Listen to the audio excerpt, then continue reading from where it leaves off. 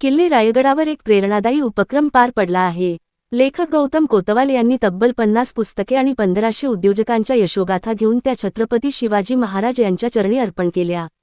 या पुस्तकांच्या माध्यमातून युवकांना उद्योजकतेची प्रेरणा देण्याचा आणि आत्मविश्वास वाढवण्याचा संदेश देण्यात आला। विविध क्षेत्रातील यशस्वी उद्योजकांच्या कथा तरुणांसाठी मार्गदर्शक ठरणार असल्याचेही यावेळी सांगण्यात आले। किल्ले रायगड या पवित्र भूमीतून युवकांनी मोठी स्वप्ने पाहावीत आणि स्वतःचा मार्ग निर्माण करावा, असा संदेश देणारा हा अनोखा उपक्रम सध्या चर्चेचा विषय ठरत आहे। आज या ठिकाणी पुणे जिल्ह्यातील खेड तालुक्यातील आमचे मित्र गौतमजी कोतवाल यांनी वेगवेगळ्या विषयावर 50 पुस्तकं लिहिले आणि त्याचा अर्पण सोहळा छत्रपतींच्या चरणी करण्याचं त्यांनी आयोजन केलं। आणि त्या ठिकाणी मला खरंच अभिमान वाटला की एखादा सामान्य कुटुंबातला माणूस जेव्हा एवढं मोठं काम करतो, आज 50 पुस्तकं लिहिली त्यांनी, पुढे 100 त्यांची वाटचाल व्हावी आणि म्हणून त्यांचं स्वागत करण्यासाठी मी या ठिकाणी आलो।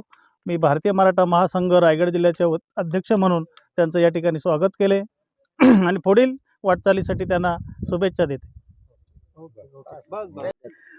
खरं तर मी ग्रामीण भागातील आणि एका शेतकरी कुटुंबातील विद्यार्थी किंवा व्यक्ती आहे आणि ज्यावेळेस मला करिअर चॉईस करायचं होतं, मग नोकरी असेल किंवा शिक्षणाची साईड असेल, ती सिलेक्ट करताना मला प्रचंड त्रास झाला आणि हा त्रास वेगवेगळ्या क्षेत्रातील शेतकऱ्यांच्या किंवा गरिबांच्या मुलांना होऊ नये, तर आपण अशा पद्धतीचा जो काही डाटा आहे की ज्याच्यामध्ये शैक्षणिक क्षेत्र असेल किंवा नोकरीचं म्हणजे प्रशासकीय सेवेचं असतील किंवा उद्योगाच्या यशोगाथा असतील, या सगळ्या एकत्र करून जर आपण नवीन पिढीला देऊ शकलो तर मला असं वाटतं त्यांच्यापुढे उद्योग निवडताना किंवा शैक्षणिक संधी निवडताना कुठल्याही समस्या येणार नाही। यासाठी संपूर्ण महाराष्ट्रभर फिरून मी 1,500 उद्योजकांच्या यशोगाथा या 50 पुस्तकाच्या माध्यमातून महाराष्ट्रासमोर आणि तरुणांपुढे ठेवलेल्या आहेत आणि त्यातूनच माझा उद्देश असा आहे की या यशोगाथा लोकांनी, विद्यार्थ्यांनी, तरुणांनी वाचाव्यात आणि त्यातून त्यांचं करिअर असेल, नोकरीच्या संधी असतील किंवा व्यवसायाच्या संधी असतील, या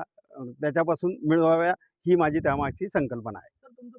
रथ जगन्नाथाचा हे अशाच एका अतिशय सामान्य कुटुंबातून फार्मास्युटिकल क्षेत्रामध्ये फार मोठं महाराष्ट्र नाही तर देश पातळीवरती काम करणाऱ्या व्यक्तिमत्वाच्या चरित्रावरचं हे पुस्तक होतं।